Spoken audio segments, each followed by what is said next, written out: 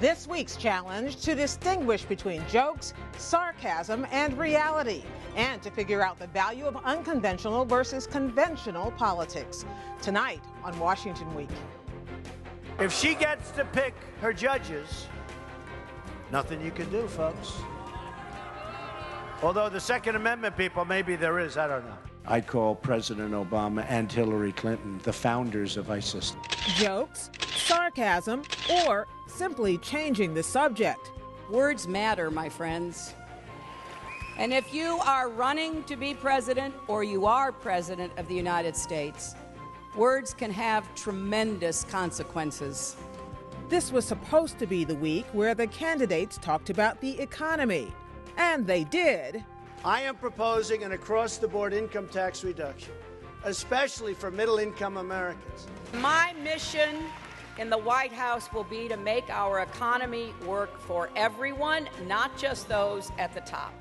But somehow they always return to their war of words over Trump's temperament, over Clinton's emails, and even suspected Russian hacking. Let me just say this in terms of the presidential campaign. This is an electronic Watergate. Drama on every front. Covering the week, Molly Ball, national political correspondent for The Atlantic. Dan Baltz, chief correspondent for The Washington Post. Jackie Calms, national correspondent for The New York Times. And Michael Shearer, Washington bureau chief for Time magazine. Award-winning reporting and analysis. Covering history as it happens. Live from our nation's capital. This is Washington Week with Gwen Ifill.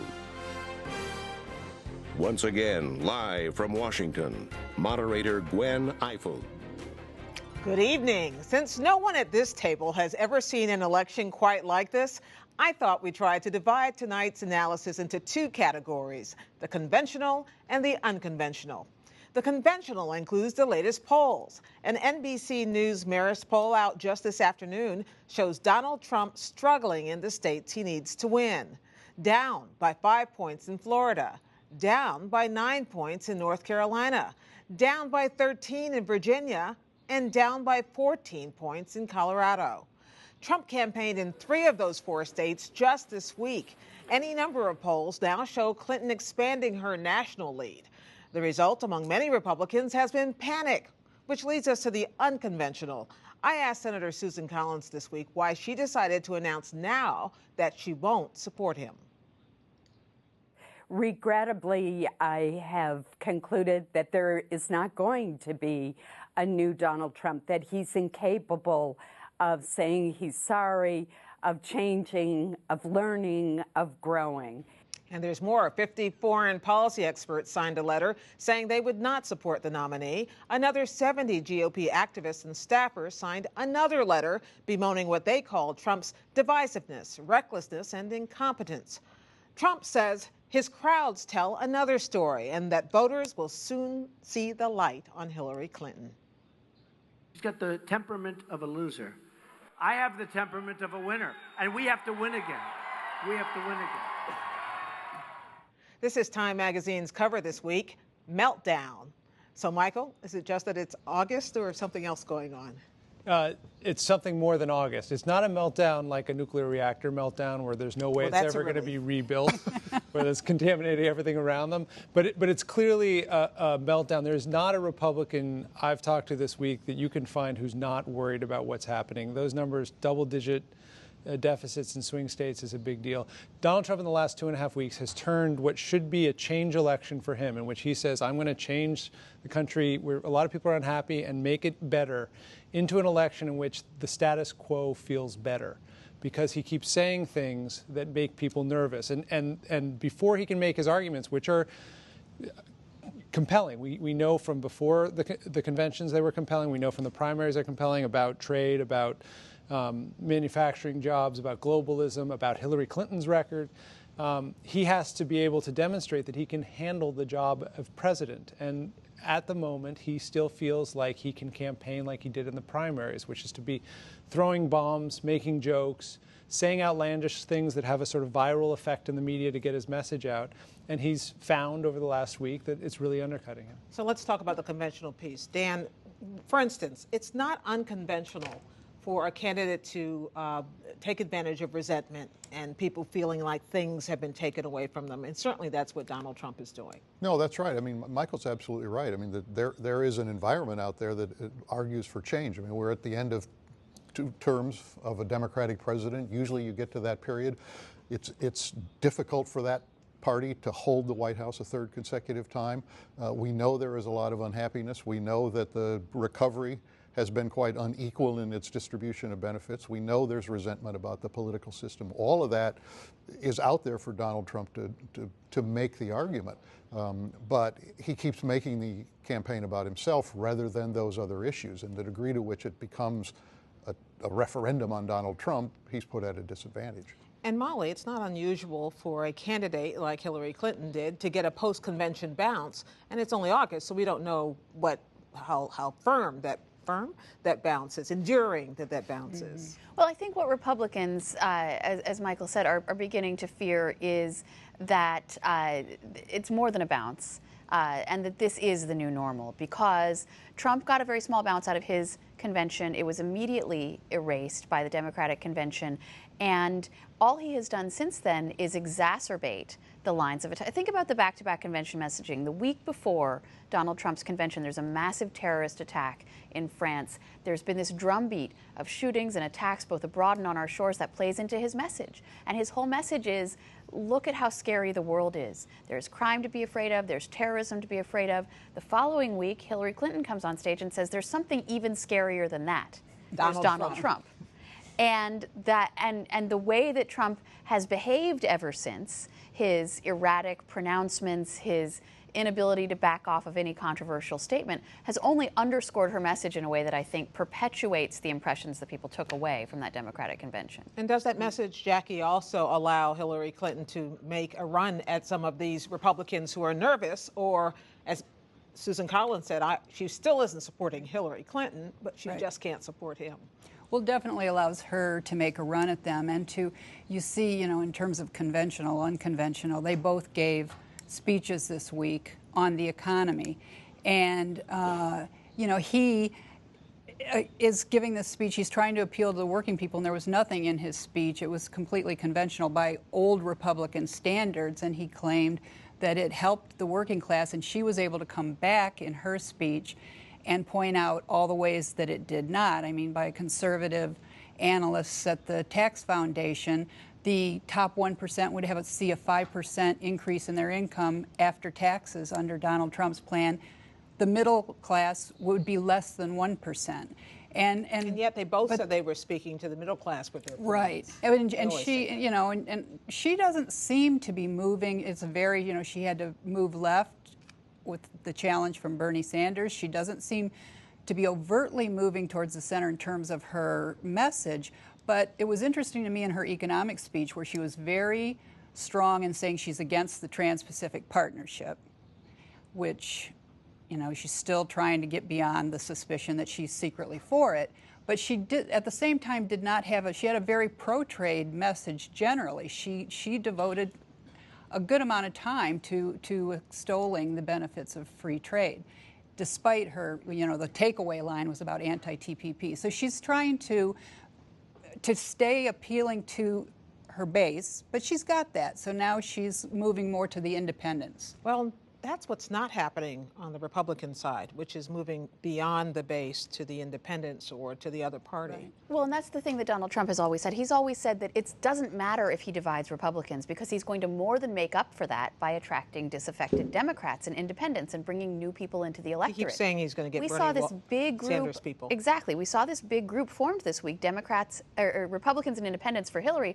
No Democrats for Trump group has yet been formed, partly because the campaign just isn't organized enough to put something like that together, but also because, as Jackie pointed out, rhetorically, he's not doing anything, rhetorically or in a policy sense. Right. He has made gestures through this campaign of policies that would break out of some of the Republican orthodoxy in a way that might actually be quite appealing to some of those disaffected Democrats. But in terms of the policies he's rolling out, he's not going there. And as Jackie pointed out, Hillary now has the luxury of not having to move to the center. She can stay on the left in terms of policy. Kind of under the and couch Republicans while are he still does flocking this. to her because they're so alarmed by Trump. We spoke to him on Tuesday for our cover story, and he said, yeah, people are telling me, I'm talking to lots of people, I'm listening to them, they're telling me to be nicer, telling me to be calmer, and not to campaign like I did in the primaries. And then he sort of paused and said, but I liked how I was campaigning in the primaries more. And so what's happening is he's sort of being betrayed by his own instincts, and his own instinct has always driven him. I mean, back in November when I spoke with him, he said, my dad used to say I had a great feel for location. He was talking about real estate. He said, but it's more than that. I knew immigration would be the issue. I knew terrorism would be the issue. And he was really crediting all of his success to his gut instinct.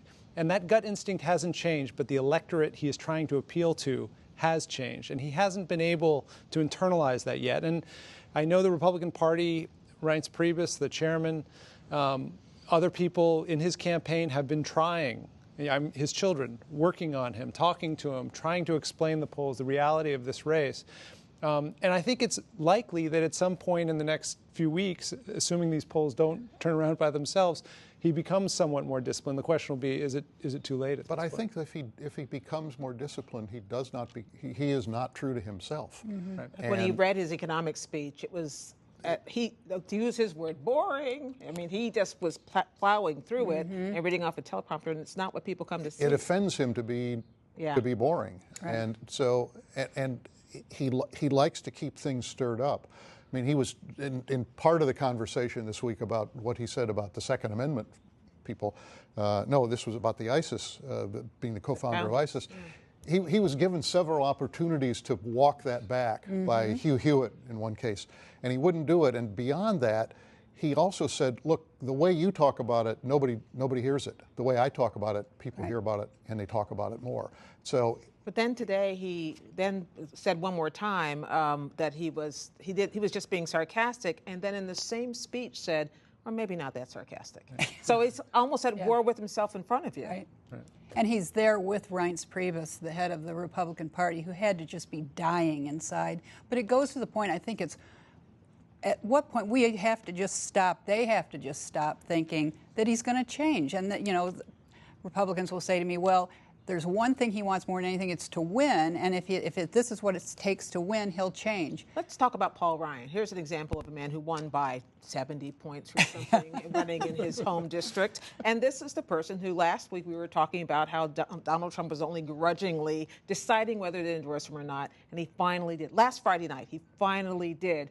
Turns out Paul Ryan didn't need Donald Trump. In fact, a lot of down-ballot candidates are saying they do better without Donald Trump. So maybe that's turning point we're waiting for. Well, to the meltdown metaphor, to the nuclear meltdown metaphor, a lot of Republicans now... Not nuclear. Not yet. Let's say it is, though, because a lot of Republicans now are wondering how far the contagion spreads and who it affects. You notice that even in that rally where he was endorsing Paul Ryan was not on stage with Donald Trump, neither was Ron Johnson, the senator from Wisconsin, who is on the ballot this fall. When Donald Trump was in Pennsylvania today, you did not see Senator Pat Toomey anywhere near there. For sure. And so you see a lot of these endorsers in name only who are saying, well, technically I'm going to vote for him, but they're getting as far away from him as possible, both physically and in terms of the philosophical space they put between that. You see them denouncing a lot of his statements because even though there's a lot of evidence that voters in these states are willing to vote against Trump, but for a Senate candidate, they are going to need that ticket splitting to hold up in an unprecedented way for a lot of these Republican senators. There will be a moment, and we're not quite there yet, at which the Republican Party as a whole and all of these candidates are going to have to decide, do I run, in a sense, actively against Trump? Just simply making the argument that Trump is going to lose. You have to protect the Republican majorities in the House and the Senate. This happened in '96, but it happened very late in the campaign. It happened in late October. It could happen much earlier if Trump doesn't signal and show that he's able to turn things around. But isn't there a very specific brand of Trump-specific success that candidates out there or other people could still latch onto and get some benefit out of? I mean, obviously, that's the bet that people like Mike Pence were making along the way. It's the bet Chris Christie was making. It's the bet Newt Gingrich was making, even though they're not on anybody's ballot. I think it's less an upside bet than a downside bet. They're afraid. Of annoying or angering Trump supporters. Trump supporters are so loyal, and they are not a majority of the electorate, unfortunately for Trump, but they are a good chunk of the people that you need to win in any swing state if you're a Republican candidate. So the fear is that if you begin to actively campaign against Trump, you anger those people and they then won't vote for you. Right now, there's just none of that glow that Trump is imparting to anybody else. In Wisconsin, where Trump is well behind, Paul Ryan polls above 50% in terms of favorability. Rob Portman, Marco Rubio in Florida, Kelly Ayotte in New Hampshire, they're all polling ahead of Donald Trump right now in their states. So there just hasn't been any evidence of that yet, of that broadening. Now, imagine an alternate universe where Donald Trump comes out of the convention incredibly disciplined and doesn't make jokes about the Second Amendment people or invite Russia to hack Hillary Clinton's servers. Mock a Gold Star parent. Mock a Gold Star parent. You could conceivably see that at this point, what we would be talking about are Hillary Clinton's emails. We would be talking about economic frustration in this country. We would be talking about this debate over trade agreements and whether we've gone too far in terms of globalization. And in that scenario, there could be this rosy glow. There would be an identity for the Republican Party that they could gather around and move forward, but we just don't have anything like that. But we did see a sign today in these state polls that have come out that we've been focusing on these very vulnerable Republican senators, but Senator Richard Burr, who was not really on anybody's radar, Republican senator from North Carolina, was down 2 points in a poll in North Carolina for the first time. And this is a state where Donald Trump is behind 9 points. So it raises the question to people about the drag. Today, Hillary Clinton released her tax returns, in part to goad him some more into releasing his own. But I wonder, as we talk about an unconventional year, whether that matters, whether that resonates at all with people, or whether something else has to happen for people to care about that. Really. I think Trump has made a bet, and it may not be a bad bet, that those kinds of conventional things that presidential candidates are expected to do don't matter that much to the general public in an environment like this, and that he can simply get through this campaign without having to do that. It's not clear that if he loses this election, it's not clear that it will be because he didn't put out his tax returns. There is a history of everybody doing it. There is an expectation of transparency that we all put on candidates. But I don't know that Trump is necessarily wrong in concluding that this is not a fatal decision on his part. Well, I think the other big bet he's making is that it would be worse for him to put out his tax returns than any heat he's taking, because it could very well, as Jim Stewart had his column in the New York Times today, was about how likely it is that he paid zero in federal taxes or even claimed a loss. What is the flip side for Hillary Clinton? What unconventional thing can she do that allows her to take advantage of some of that?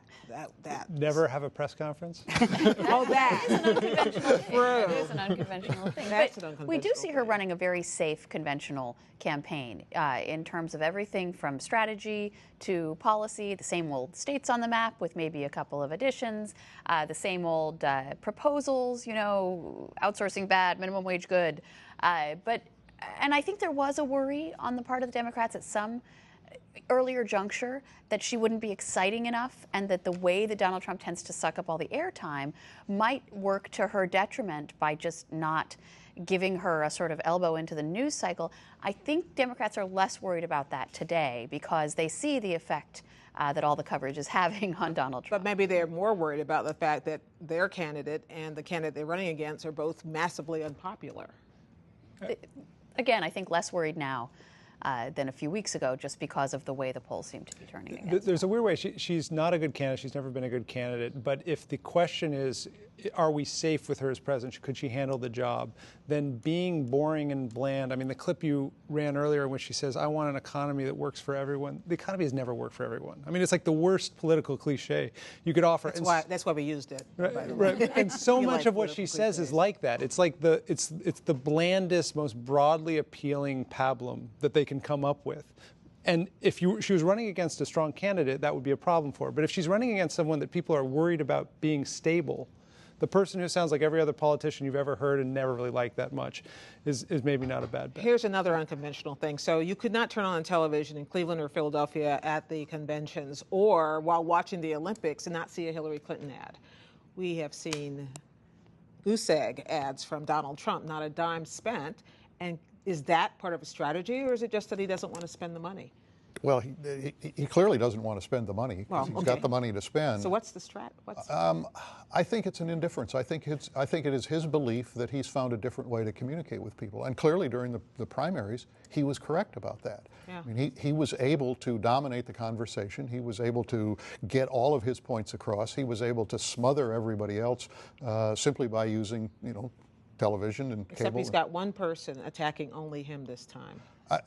The question we unanswered. the question we can't answer at this point is, are these polls moving because of the advertising that she's running, or are they moving because of things Trump is doing to himself?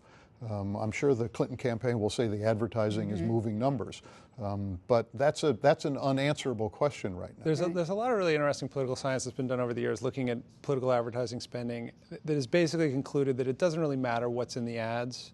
As long as you're basically spending about the same amount on both sides, it evens itself out. The only time advertising really has a dramatic effect in terms of moving numbers is when one side can spend much more. And this is in an average race. So I think there's a strong political science argument that being unopposed, and you have those ads run, and all those ads are about his character, his qualifications, his ability to handle the job of president, his ability to say things that won't offend your children. I mean, they're speaking right to these competency issues. Yeah.